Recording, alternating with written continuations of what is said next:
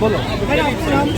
મારું નામ ભાવનાબેન જોશી અને અમારી શુભમ ગ્રીન સોસાયટીના અમે બધા આજે રહેવાસી મળ્યા છીએ અને ખાસ આ મુદ્દો છે એ મુદ્દો શું છે એ બધા જાણે છે, સરકાર રીતે બધા જાણે, પણ એને કોઈ દિવસ ધ્યાનમાં નથી લેવાતો. અમારી ડિમાન્ડ એ છે કે આ જે રસ્તા બગડેલા છે લગભગ આજથી 4 મહિના 5 મહિના થઈ ગયા, અમને આનું કોઈ રિઝલ્ટ નથી મળ્યું અને ઘણા બધાના એક્સિડન્ટ થયા, જુવાન જોડ જેના ઘર ખાલી થઈ ગયા છે, લોકો પડી આખરીને હોસ્પિટલ ભેગા થાય છે.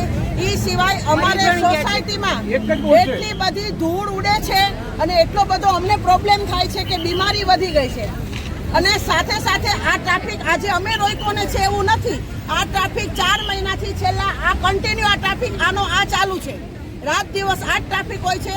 અમને આવવા જવામાં, સ્કૂલમાં વિદ્યાર્થીને જવામાં બી ક્લાસમાં સ્કૂલમાં ટાઈમસર નથી પહોંચી શકતા. કોઈ બીમાર હોય તો દવાખાને પણ કોઈ ટાઈમસર નથી જઈ શકતું, કેમ કે આ ટ્રાફિક આજે અમારા હિસાબે નહીં, અમને તો 4 મહિનાથી આ રસ્તાના હિસાબે નડે છે.